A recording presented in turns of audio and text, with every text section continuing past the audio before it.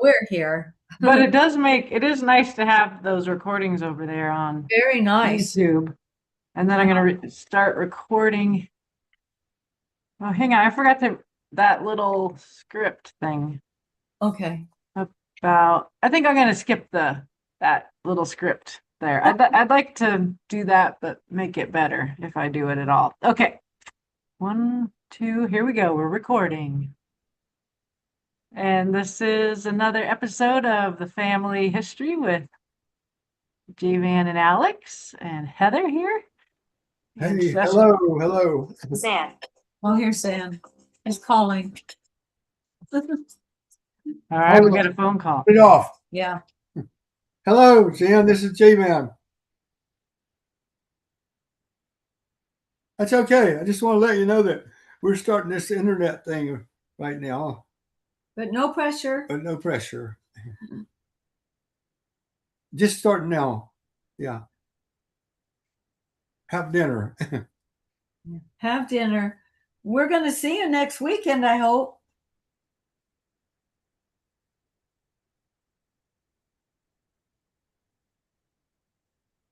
You can tell them that we're live on YouTube.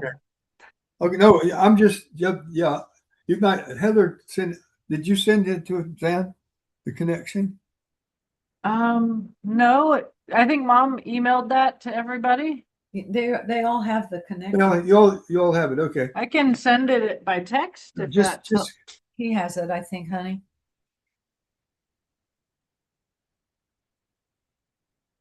Does he need it sent again? Huh? Did he want you to send it again? I can't hear. Oh, you can't hear him. I sent him a message on my phone, and he called me back on my phone. I know. Does he need the Zoom link? Yes, he needs. Okay, Heather will text you it. Yeah. All right. See you next week. Bye bye. Oh, he doesn't need it tonight? He'd like it not tonight, but I just said we will be there down there next week. Okay. Let me see here. We will invite communication. J-Van texted, but he didn't put the link on. That was my fault. I was having trouble with the group text this time. Let's see. I got it. I got to email it to myself so I can text it. Oh, dear. No problem. Thank you for doing that.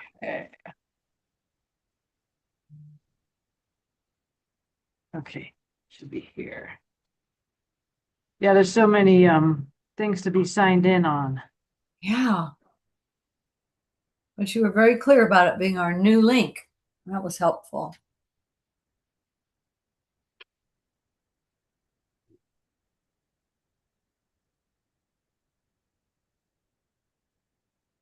Which is his number? See, is this your phone or mine? Looks like it. I got him. Okay. Is he with everybody else? No, I have no clue. Probably not. I'll send this by. Didn't he say they were just having dinner? J-Van, didn't he say they were just having dinner? He hasn't got in the house yet. Oh, he's just home. He's called us from his truck. Yeah, I Snapchatted it to Holly. Okay. Okay, we're good. All right, let me push record here again. Record to this computer. Okay. Right. I wanted to talk about my school. Oh, I want to talk about, hey, great to see you, Dan. I am sweaty. It's so hot here. Yeah. I just You look good. You look very handsome. Don't you need dinner? I do have chores that I will be doing simultaneously, so I'm going to mute myself, but I will be listening. All right, sweetheart. Wait. Oh, I can't wait. No, I'm serious. I don't think I'm in the group chat that is getting the text messages for these. Maybe the wrong phone number. Maybe because that'd be so funny with my dad's number. That happened before. That's so funny. Yeah, just check. Well, you just texted the right one, so I don't know. Because the last time that I got, Grandma sent the text as the reminder, of it. I was like, I didn't even know about it in the first place. So I don't think I'm getting the right texts because I didn't know about this one either. But no big deal. We're going to do most Tuesdays. We can't do them all. We can't do next Tuesday, but I'll check and make sure I get the right text number for you. I'm sorry if I messed That's up. okay. Yeah. Holly says she didn't realize we were back to weekly and she feels terrible. And we're gonna save that for posterity. It's recorded right here. Yeah, that's where I was just came from. They're leaving tomorrow morning. So Yeah. That's right. yeah. So you're coming next weekend? We are. Yeah, we're coming. We're going to be there Friday, Saturday, and Sunday. Come home Monday. Friday, Saturday, Sunday. Perfect. Yeah. We'll arrive Friday night. Nice. Yeah. Wonderful. All right. Well, I will mute myself. I can't wait to listen. All right. Love you. I love you guys. Love you too.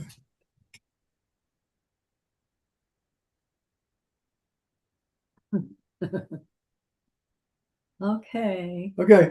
So I was going to talk about my school I tonight. think I'm gonna turn off his.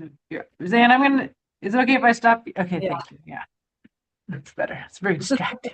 It sure was. Oh, well. Are we Okay. recorded? Yes. Okay. We are Okay. recording. I was going to talk about my school tonight. My little town of 702 people, and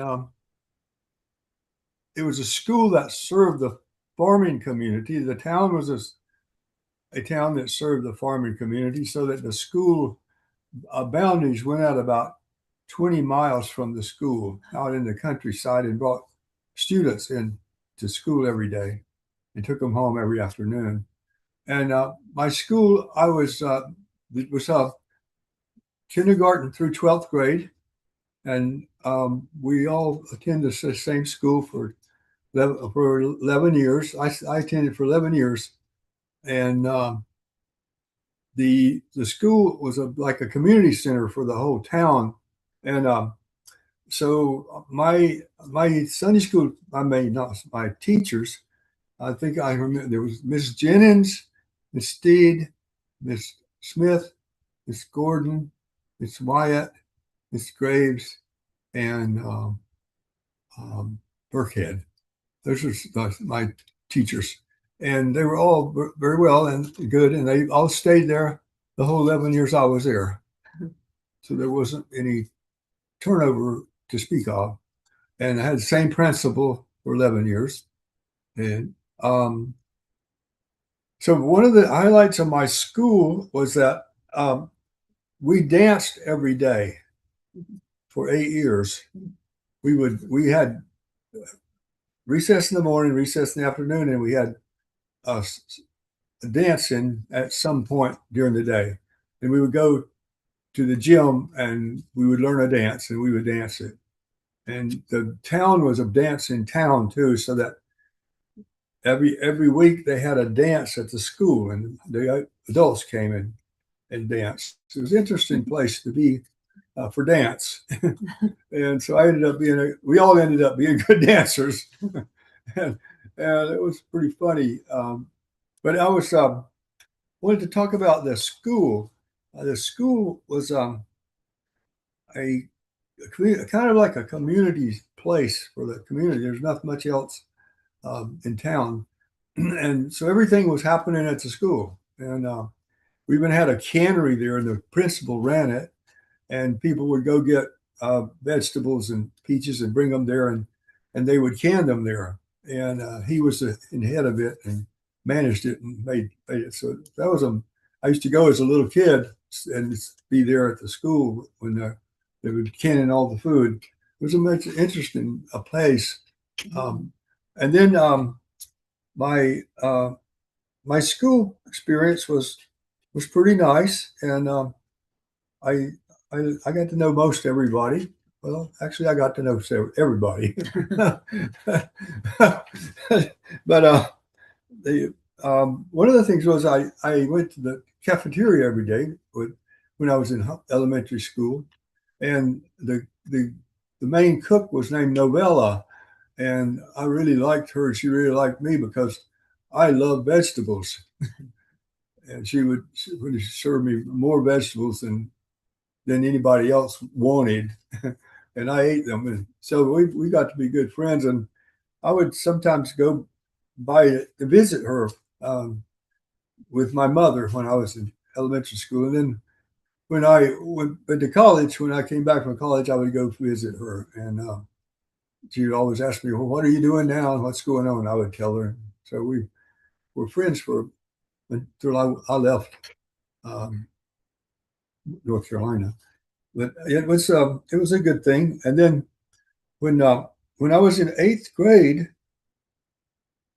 I I told my mother that one day I told her I'm going to go and get a haircut today.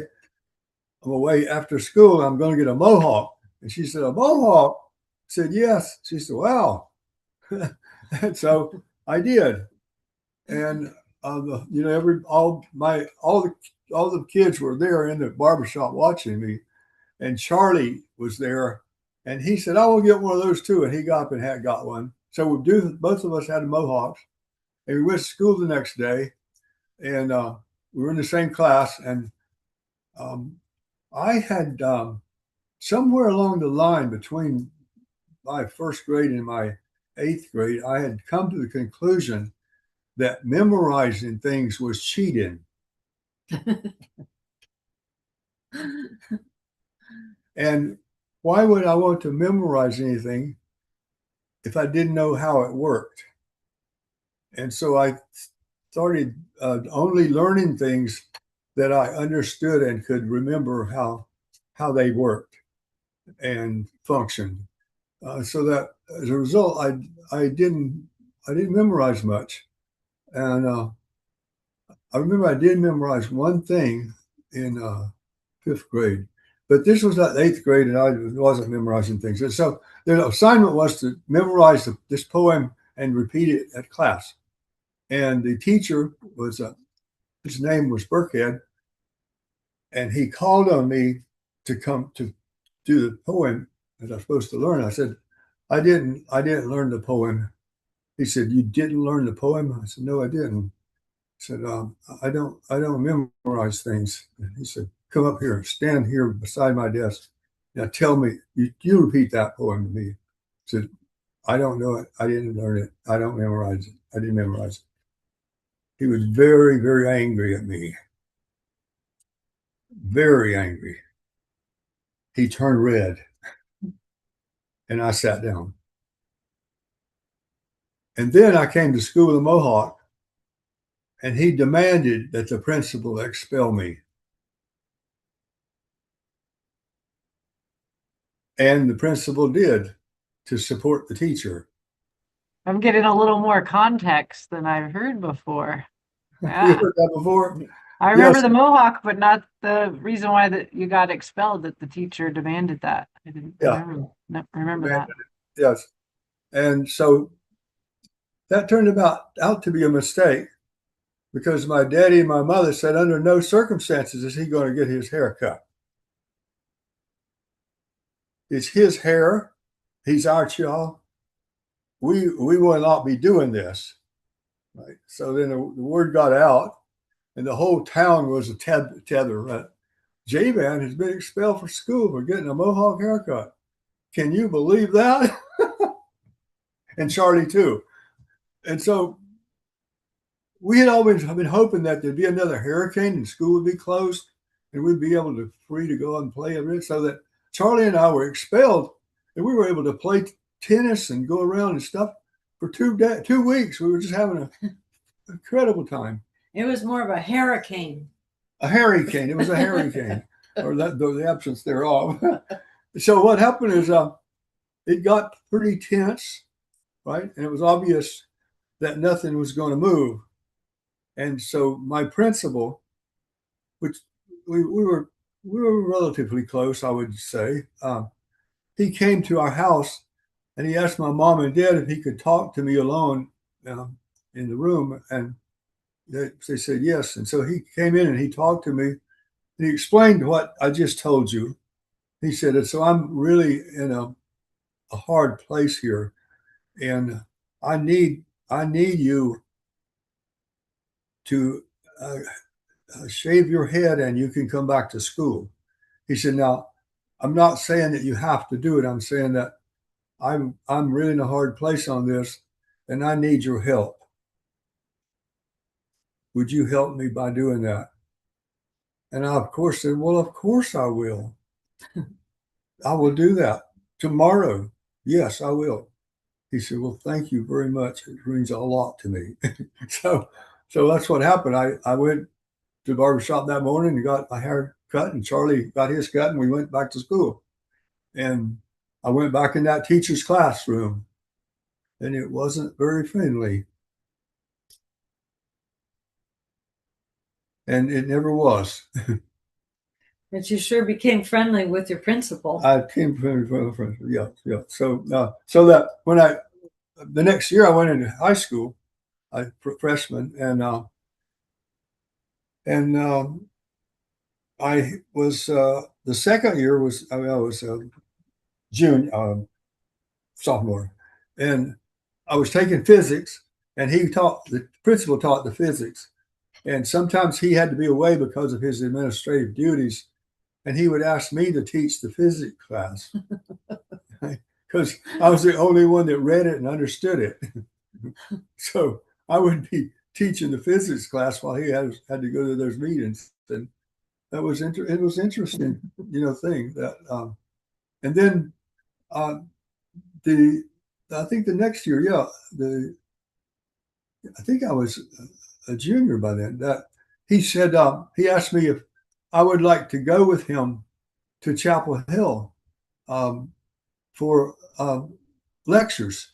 That professors there were teaching principals of schools some current classes, things that were currently going on in certain departments. And he said, well, go by and I'll pick up the principal in the next town on our way. And we go up and we go to the lecture and we talk about it on the way home. And I said, I'd love to go. So he came by every month and picked me up, and we went and picked the other principal up, and we went to Chapel Hill and we went to these classes, and some of them were really fascinating. And we talked about them on the way back, and it was such an amazing thing because I was the only one there that happened. And I think he was nurturing me, encouraging me, and Mentoring you. mentoring me, so that to a certain degree, he did mentor me, and he was a very precious person, and I loved him, and he was very, very good for me, and it was exciting. Yeah. And then I played basketball and played football.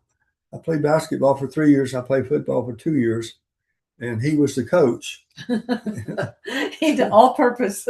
Yeah. So he was all purpose, like a polymath guy, And so then so we go to basketball practice every afternoon and football practice every afternoon. And it was fun. And it was interesting. It was interesting.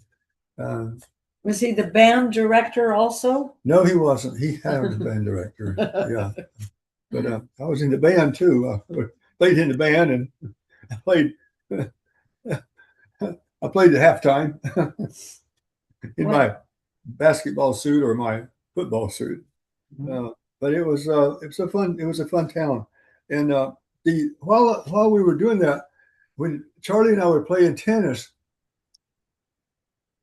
we were playing in the backyard of the Presbyterian church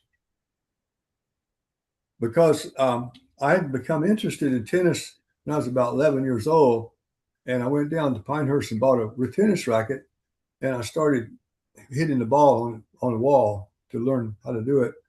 And I got a book from Pancho Gonzalez, and I learned how to play tennis from the book. And so that was how I started. And then I would go down to Pinehurst and play tennis there. All the courts were sand and clay. And my daddy said, gosh, you really like that.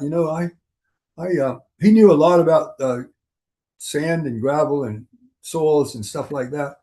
He said, I'm looking into building you a tennis court. We'll see. It's a good place in the back of the church, and we'll go talk to the church and see if they'd like us to build a couple of tennis courts back there. He said, I'll do it. He was in the business. He was in the business, not making tennis courts, but selling sand and gravel. So he researched how much clay and sand you mix together to make a sand and clay court.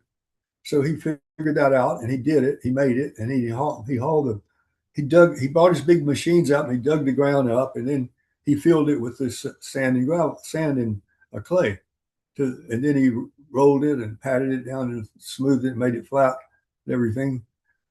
And so we had 2 tennis courts in the backyard of the Presbyterian Church. And Larry Green, our fishing buddy, he was a carpenter, and so he said, "I'll come and build the fence and the gates." So he built the fence and the gates, and we had a tennis court, and that's where I played most of my time while I was in elementary school. But so that was a nice story. It's nice. For my tennis, and I went on to play tennis the rest of my life until I fell on the court at age 63. Mm-hmm. I had a question, J Van, about the memorizing, because that's such an interesting thing to decide was cheating. And I guess I was curious how that changed your attitude about memorization. I understood it was about you ought to understand it. You shouldn't just repeat it back without understanding it. So, did that remain your belief, or? Yeah, it does. It does. Yeah. Yeah. So it was a weird thing. I also learned that you don't need to learn anything that you can't retain. Yeah. But what's learning is to be embodied in you, and it's supposed to work in you, and you're supposed to know it really well so that you can function with it. And so that it was one of those things that it was sort of like created some freedom and independence kind of thing. So that sort of influenced me too. It made it more honest. Like when I was learning planned giving, which was very complicated, charitable remainder unit trusts and all that stuff. This one other person said, "Well, you've got the words right. You've got the words." So in other words, I could tell somebody about something that I didn't really understand. Yeah. I think that was the dishonesty that you were talking about. It was not embodied. Yeah. So basically what that did is it said it programmed me to learn be as careful as I could, and be as aware as I could, and be as attentive as I could, and learn as much as I could so I could carry it with me. Yeah, that's really true. I didn't retain anything from college even, or grad school, that I didn't continue to use in conversation or in my life. Yeah. I don't even remember probably many of the classes. Zan says me either. And he chatted that. Yeah. So that was sort of something that happened along the way. And I know that when I after my 11th year, they closed the high school down where I was, and they built a new one, and they consolidated 2 other schools, and they were 3. One had 15 students, and the other one had 15, and they and ours we had 12, so we had about 45 people in the graduating class, but we only had 15 from my high school that I'd been for 3 years. And so my graduating class really was 12 people. And I was the only person that went to college. Wow. Yeah. That's amazing. The year ahead of you, some people went. Those were your friends. A year behind me. Oh, behind one you. ahead, one ahead, and two behind me. Mhm. Yeah. But I was the only one in my class that went to college. And the funny thing was is that when I went to this new high school, my last year, 1 year there, the the counselor, they had a counselor there. Okay, this is a funny story, and she was giving people IQ tests, and I was taking the IQ test, and I was looking at it, and I was looking at the questions, I was looking at how what she told me to do. And I said, I think she got that wrong. Backwards. And I went and said, I think that you tell me that the instructions are not quite accurate. They should be more like this. And she said, no, they shouldn't. I said, well, okay. It's like one was high and it should have been low. Yeah, something like that. And anyway, I realized that was not received well. Mm-hmm. But the other thing is, I talked about being interested in the Navy, and I did go to the Navy, 2-day thing, and I took tests and stuff. But she said, "Oh man, no way you can get in the Navy. You probably wouldn't even be able to get in the Army." I said, "My Your IQ, IQ is very low. such a low IQ, such a low IQ. It's a wonder I could have made it through the door." But so I graduated on Thursday night, and I entered college on Sunday morning. I had 2 days off. Okay, so why did I go? Why did I do that? I wanted to go to college and find out if I was going to be able to go to college and do well. And if I wasn't, I didn't want to waste my time. So I went. And this is a funny story. I got to this guy that was he was a roommate signed to me, and he didn't study, and he went out and drank and played. Poker. And yeah, and I felt, oh my gosh, these people are so smart. They don't have to study, and they can drink and play all the time. And I mean, I'm really going to flunk out here, man. And that week, I went into the bookstore, and I saw this book on the rack, and it said "Science in the Modern World," Alfred North Whitehead, and it's a pretty cover. And I thought, I like science. I like learning. And so I took the book and I took it home, and to the dorm room, and I was by myself because he was out playing, and I started reading it, and I could not understand it. I had no idea what was going on, and it was philosophy. Well, when I went that 12th year, there was the library had some Plato books in there, and it said philosophy above it, and I had become so interested in philosophy, so I built down there and looked at them, and little bitty books about this big, and they were Plato dialogues. So I took one out and checked it out, and took it home and read it, and I totally understood that. I was really, really clear on it. And so I read them all. And the librarian said, boy, no one has ever even picked those books up. And you read them all. She said, that's really, really good. And then later on in the year, we're supposed to write a essay in literature and an essay in civics. It was required senior project. Yeah, senior project research kind of thing. And I was thinking about, I do it on the Creek Indians in Montgomery County on the river. And so I talked to both of them, and they said, oh yeah, that'd be a great project. We'll help you as much as we can. And then the librarian found out about it. Her name was Miss Russell. And she said, oh yeah, I'll help you with this. She said, what you'll need, you do need some of this stuff from Raleigh. You need on the Creek Indians, and I'll order them, and they'll come in. I'll give them to you. And so she did, and they came in, and I said, whoa, this is amazing. And then I had all this other documents I was reading. I studied them. I wrote this article about literature and civics that focused on the Creek Indians, and it was like in the tribes, and it was a big deal. It was a big paper, and it was pretty well done. It was like college work, right? And so I got to college. I knew what to do. I'd already done it, so I knew how it worked. But it was an interesting thing to happen there.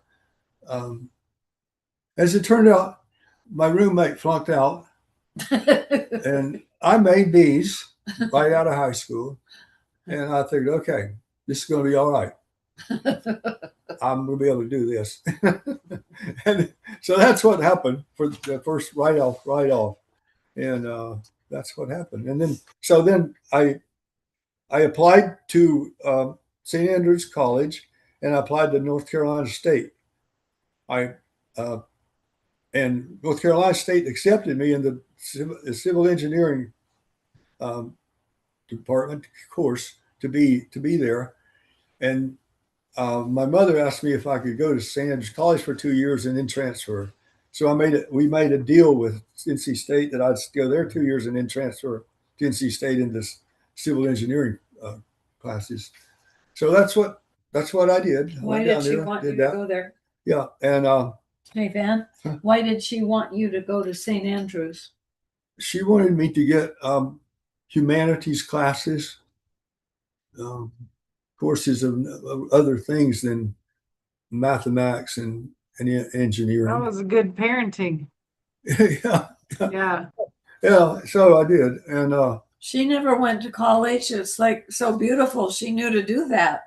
yeah, Yeah. I done it. So what happened is, I went in there, started up freshman, and they had a thing called Christianity and Culture, and they had 6 professors, and they had classes for 6 days, Monday through Saturday, and each professor gave a lecture one day a week, and then the other professors would talk about it, and then they would open it up to the class to talk about it, and they would have a break, and they would go for an hour with one of the professors. Would have 20 people, and we would talk about the reading and the lecture. And at one point, the issue of secondary sources came up, and they all said, no one here is to read any secondary sources.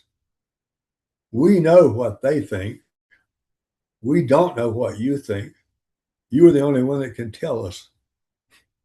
So we want you to think about this, read it, and tell us what you think, and we'll discuss it. But we don't, if you read the secondary sources, it's not going to be good, because we don't want to hear that. And so for 3 years, I had this total absolute order, no secondary sources. And so I basically was trained like not relying on memory, but read it, think about yourself, and talk about it yourself, what you experienced and what you thought.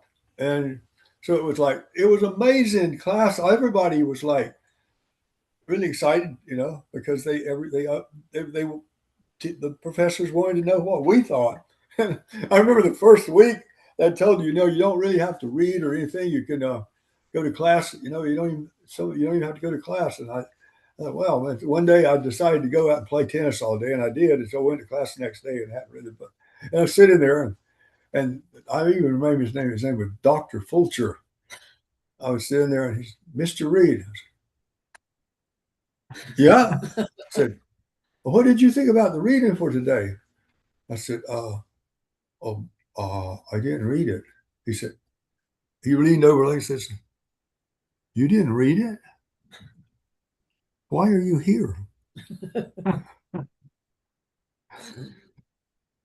And I didn't have an answer. He said, well, let me suggest that if you don't read it, don't come. And if you do come, have read it. I said, yes, sir. And I read my lesson every day since then. So who told you didn't have to read it? I don't know, some kid, maybe the guy that flunked out. I think so. But anyway, that was a fun thing. But what happened is in that first year, I got exposed to everything you can imagine that I never heard about in my little school. And I was blown away. I mean, really, literally blown away. I was like astonished and ecstatic. And by the end of that year, I wasn't going to be a civil engineer, you know. And my session at my church had asked me my senior year that they hadn't been with me all this time, and they think that I really need to consider uh, being a minister and entering the ministry of the Presbyterian Church. And I said, well, no, I'm going to be a civil engineer. I'm not going to do that. Thank you anyway. And thank you anyway. And after that year, I said, my God, that's really a great idea. So I went under care of Presbytery. And what they did is they sent me down to this battery of tests for 5 days. And I was there for 5 days, and they gave me all kinds of tests. And I remember um, he kept giving me tests and stuff. And then towards the end, he gave me a riddle. And I don't remember what the riddle was. Something about something going across the river and taking something and going back and getting it, and something. He said, he said, so I'll give you some time to think about it. Let me know what you think. I said, okay. So he went away and he came back. And I said, I almost have it. He said, well, it's time. I said, okay, here it is. And I told him, he said, mm-hmm, mm-hmm, mm-hmm. Yeah, that's correct. No one else has ever got it. Right? And I said, okay. And then he said, we'll finish with your test. And you have a very, very high intelligence. And you could do pretty much anything that you choose to do. And yes, you could be a very good minister. So that was it. So I was sitting on my way. And yeah. Anyway, that was how that happened. And then so I finished. I ran cross country while I was there, not because I was my choice, but I did it. I was a roommate with Larry Bowers, and I would play tennis, and he ran distance. Great big thighs, almost as big as my arm. Calves. Calves. Calves, yeah, but almost as big as my arm, but not quite. But anyway, so we're running. See, well, so we were running. So I said, well, sure. I said, you said you don't play tennis? He said, that's a sissy game. I said, yeah, it's a sissy game, right? You want to go run? Yeah. Well, I've been running a lot to keep in shape.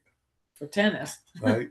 So it wasn't a big deal for me, but he didn't know that. But he learned soon. So we ran around the river 4 miles and lake. And said, well, is this it? Is this all? Oh no, we can run around and then I said, oh cool, let's go run around again. So we're running around the 4 mile river lake again, and about 2/3 of the mile around, he broke his foot.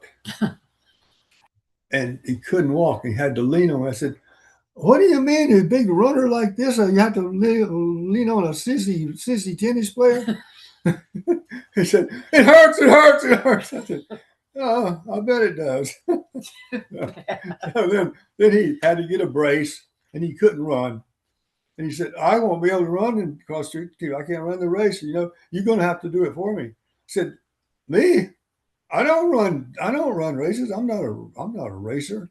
He said, well, you better than I am.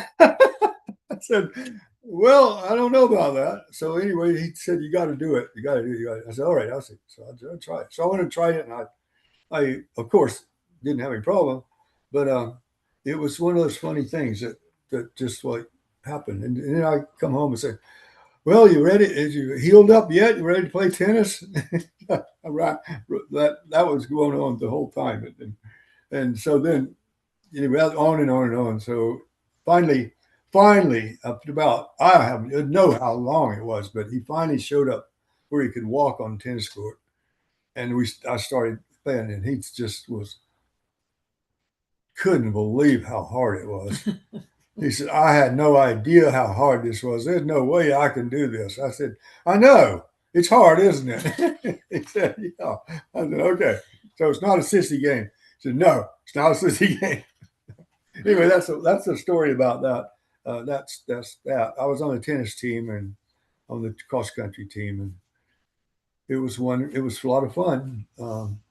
And You and Larry got into some trouble there, and somebody came to visit you at the dorm, I remember, while you were hiking. Oh, Zan has a question too. Good.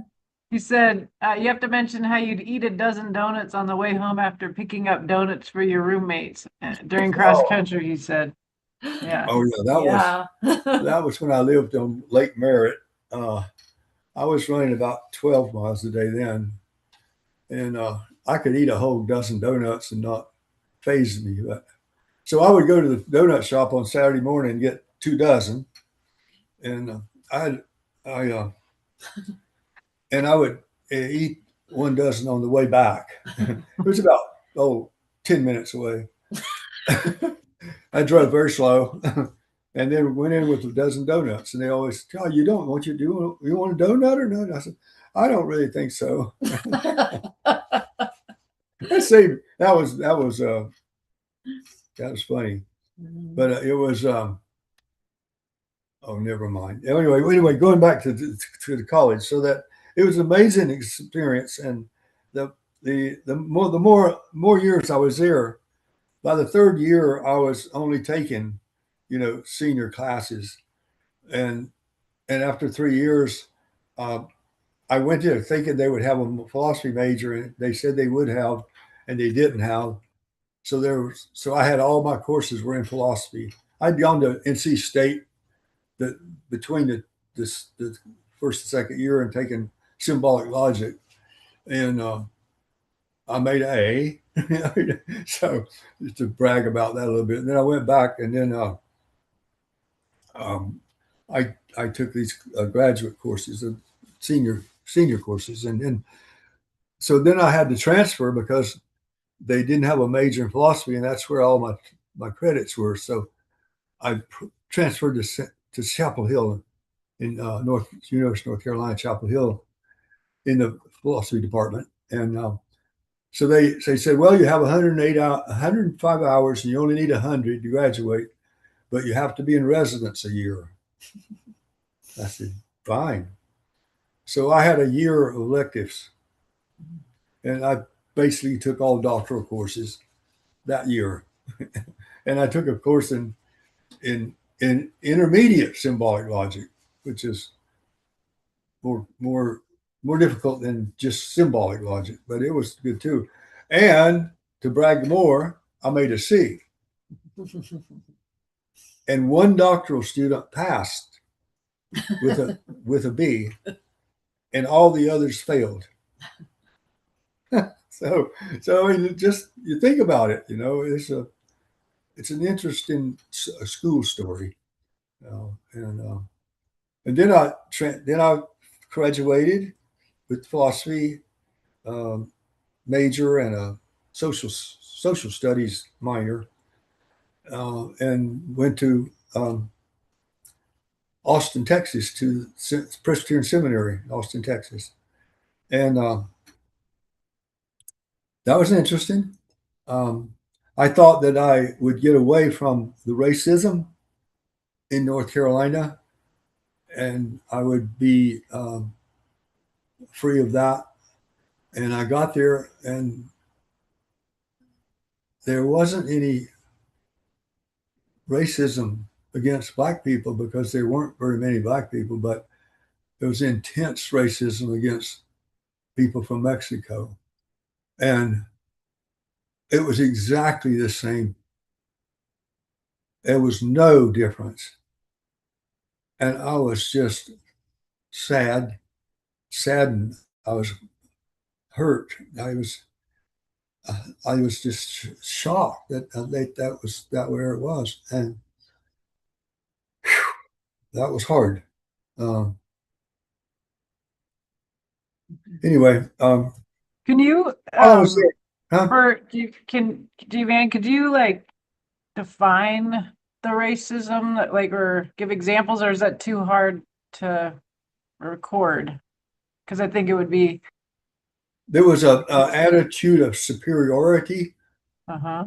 and an attitude of entitlement and an attitude of dominance, an attitude of anger and hate and viciousness. It was just so thick Mhm. in Texas against people from Mexico. Mhm. And it doesn't have anything to do with them Mhm. at all. You can just, I mean, whatever color you are, you people could do that to you. Yep. And I just was so sad. And when I moved to California and lived in Marin and San Francisco and Berkeley, and I didn't find that. I didn't find it there. I found a lot of people who were very open and uh, welcoming. And some of them treated me like I was really stupid because I talked like I was from North Carolina, and I explained to them I wasn't.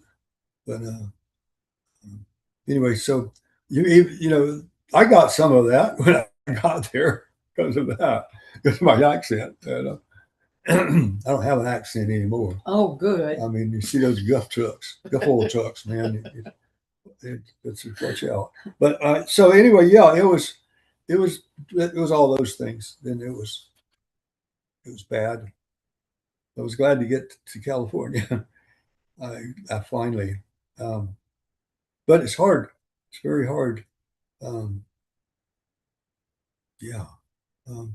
So anyway, I got to Texas, and uh, the seminary had an agreement with the University of Texas that we could take graduate doctoral classes at the university. So Dr. Charles Hartshorn was teaching, and I took a class from him every semester um, in process philosophy, process theology, and process thinking. And so I finally understood science in the modern world. And because I had never read secondary sources, I didn't know anything about things like that. Now, this is what I'm talking about. When he gave the lecture on science in the modern world at Harvard, the philosophy department head said, coming out of the lecture, I understood every word he used, but I have no idea what he's talking about. I've tried to read that book 3 times. I couldn't do it. So that was the book. And then later on, I read that it was one of the most difficult philosophical books ever written.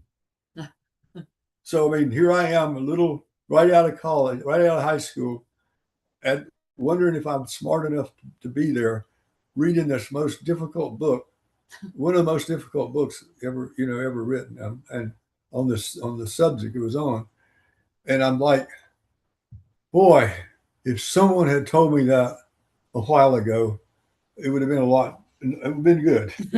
But now I understand it. I can read it now.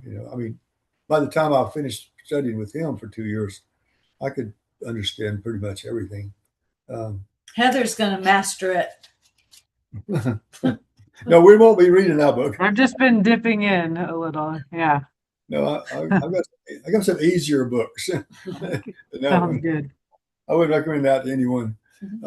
Anyway, so that was at Austin. We're out of time. All the time. Okay, well, in Austin is where I took those classes with Charles Hartshorn, and then he wrote me a letter of recommendation to Berkeley.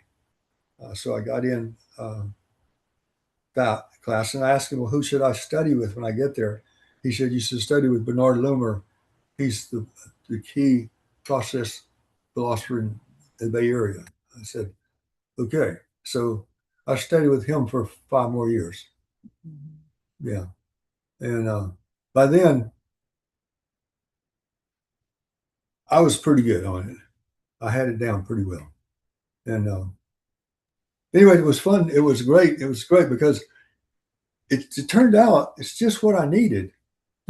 It's just the thing I needed because I could understand it.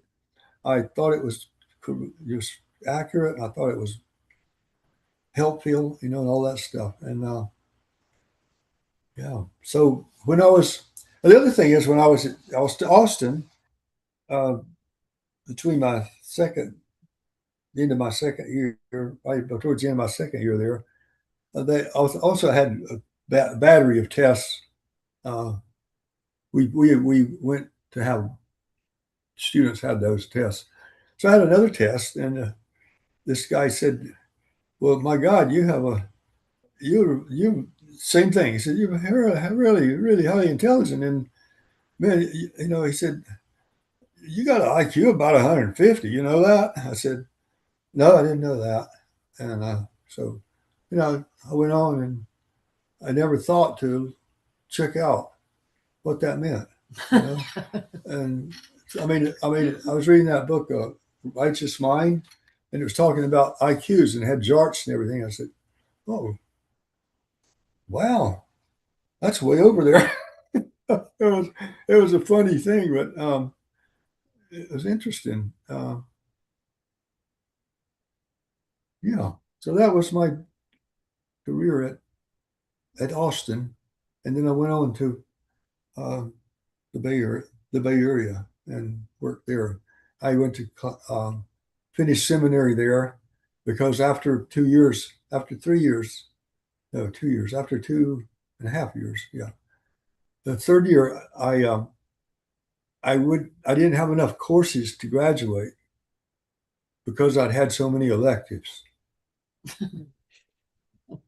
So I transferred to San Francisco Seminary, and lo and behold, I had all the courses required, and all I needed was to be there a year to get the degree. So again, I took all electives. And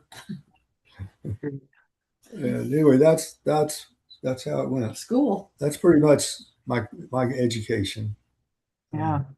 I'd love to hear how you applied that process philosophy when you were a minister, how you shared that with, how that became a part of the thinking you're thinking about being a minister.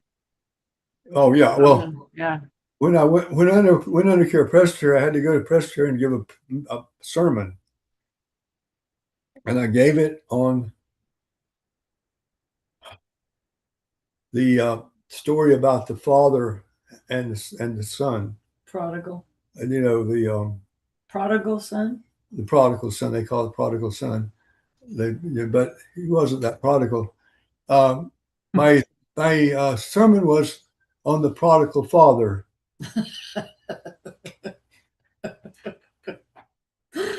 So you sort of get the gist of it. And I preached a process theology sermon on that parable. How did it go over? Well, I think people were a little disoriented because I was in the room waiting for them to call me for about an hour. And usually it takes like 5 to 10 minutes. And I kept thinking, well, I think maybe I made a good impression, or at least an impression. And one of the session members was there. His name was Ed Kenyon. He was the lawyer for the town. And the other people said, well, Ed just got up and he just got up and did his lawyer thing and said, it's time for you to vote. This is our guy. This is our boy. This is us. And we want you to approve this. And so they all voted to approve me. So That's how I got to get under cure, find the final stage. But yeah, I always preached process philosophy, process theology sermons.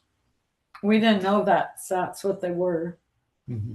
Yeah. Yeah. Yeah. And what Yeah, was I think I still, I mean, I was raised on your preaching, but I don't totally know what process philosophy is. And I'm going to say other people listening to this Mm-hmm. wouldn't, and it might be too complicated to explain, but like if you Well, are good at boiling it down.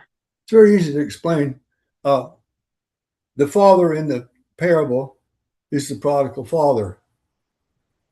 He loves his children, and he loves them no matter what. So that because he's in relationship with them, they're related, and everything is social, and everything is relational, and everything is based on feelings, and love is a feeling. So that the process philosophy, process theology is completely shaped around that. It's relational, it's social, it's personal, it's feelings. And the things that are real are relationships and feelings.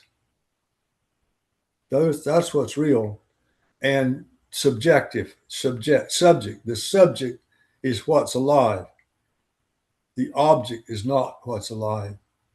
It's a relationship in dynamic process of sharing with everything in its realm and vice versa. And God is part of that. God shares and receives relationships that we have with God and God's relationships with us. And we are formed through that process. And God forms the society in the best possible way possible. But if we behave badly, it's more difficult. But if we behave beautifully, then it's more beautiful. That's simple way. so some people can tell you the story of the prodigal son and they forget that the father did not wait for the son to say he was sorry. The father, when he saw him, started running down the road to hug him. That's right. He didn't wait for an apology. It's the brother that has a problem with it, right? Yeah. Yeah. Yeah, your brother that had the problem, huh? Yeah, yeah. Brother So wants conditional love. Should be Yeah. conditional love instead of unconditional. Yeah, yeah, mhm, Only be loved if you're good. yeah. that's right. Which is very sad. Yeah. Is that simple enough? Yeah, thank you. And I like that you used the word, you called it beautiful too, because I think I was surprised to learn that the aesthetics is so important too. The process philosophy. That's because it's balance and proportion. Mm. That God responds proportionally, Mhm. so that God is able to respond sensitively to the uniqueness of each person and their experience Mhm. and their feeling, and appreciate their feeling and feel it. Mhm. So pretty good. I liked it. It was me. It was for me. Yeah, I liked your sermons. Yeah, I found that to be um yeah, I loved your sermons when I was a kid going to your church. Yeah. That's good. I think it helped shape me as a human to listen to your worldview. Couldn't Because be. like love, I learned to love. I learned about divine love for sure. Mhm. Yeah, and beauty and earth land relations. Those were Yeah, part of your, yeah, it was always about love for yeah, sure. mhm, yeah, Yeah. yeah. And reality is social. Mhm. Reality is relational. Reality is based on feelings, Mhm. and reality is a subjective experience of creation and intuition, Mhm. and that's what's real.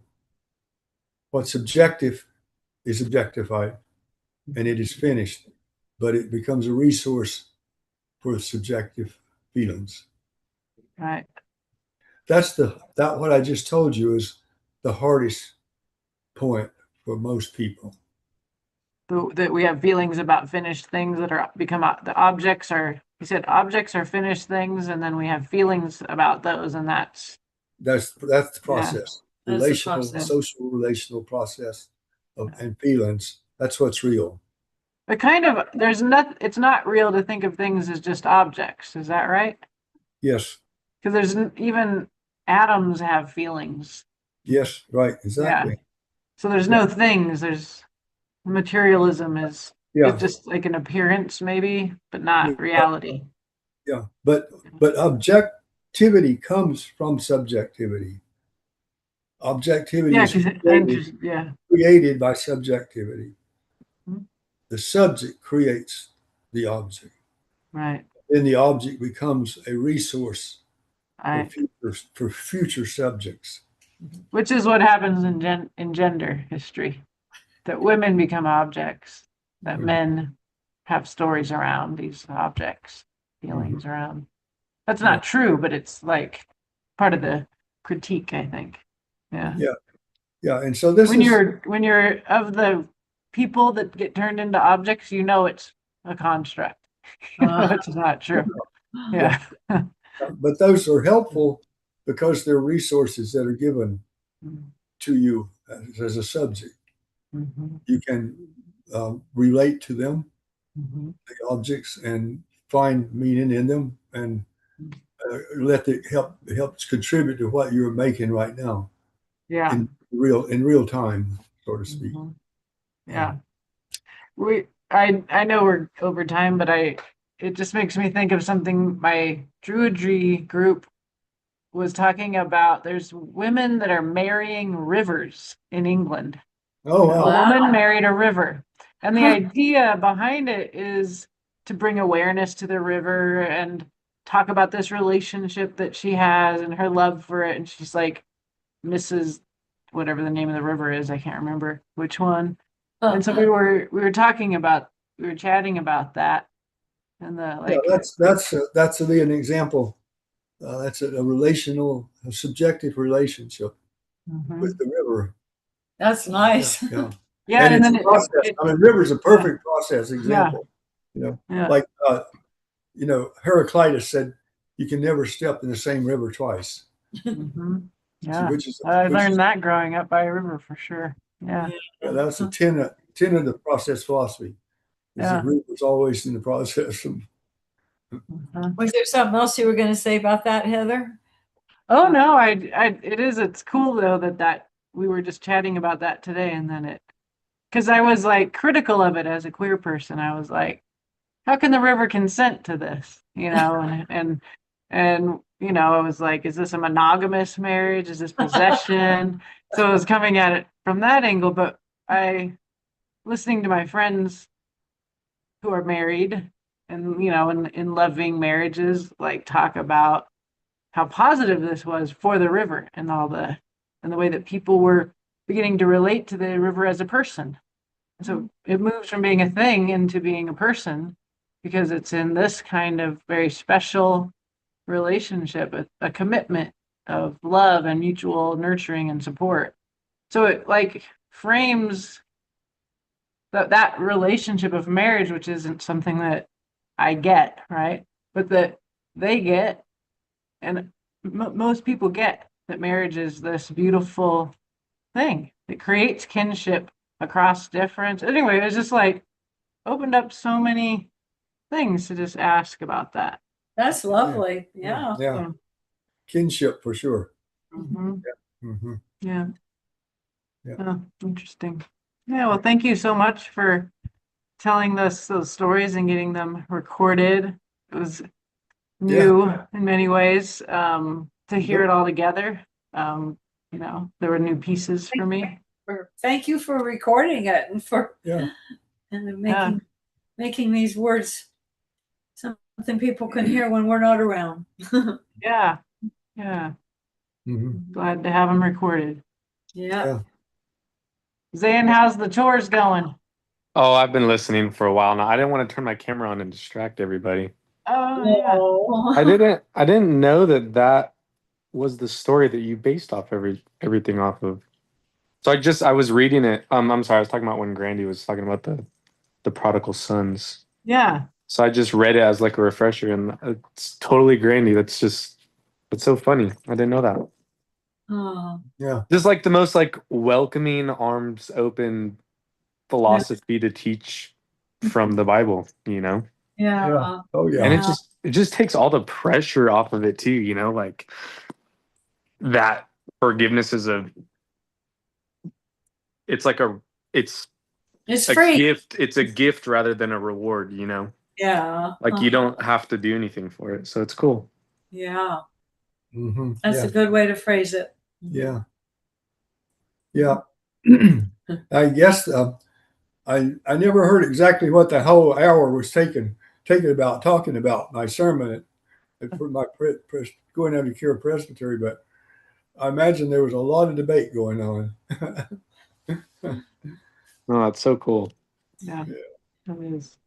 People have trouble with thinking of something for free. It's sad. We Mhm. always feel in debt. Well, it's definitely in alignment with Calvinist ideas that you get grace without doing anything. Mhm. Yep. Mhm. Mhm. But yeah, that's a Yeah. whole other can of Yeah. worms. I'm not, but yeah. No, and I Well, think it's a timely to think through that lens actually today. It's almost moving, isn't it, Zan? Kind of moving. Yeah, yeah. You could hear my voice crack. Yeah, oh, yeah. that's Something you need. love you. Love you guys. So fun. Okay. Whew. Well, Ready? Ready to yeah. call it? Okay. I'm gonna Make stop sure. recording. Okay. Thank you, people. All right. Thank you. Okay. Love you guys. Love you Love you too. guys. Good night. Good Good night. Love you, night. Zan.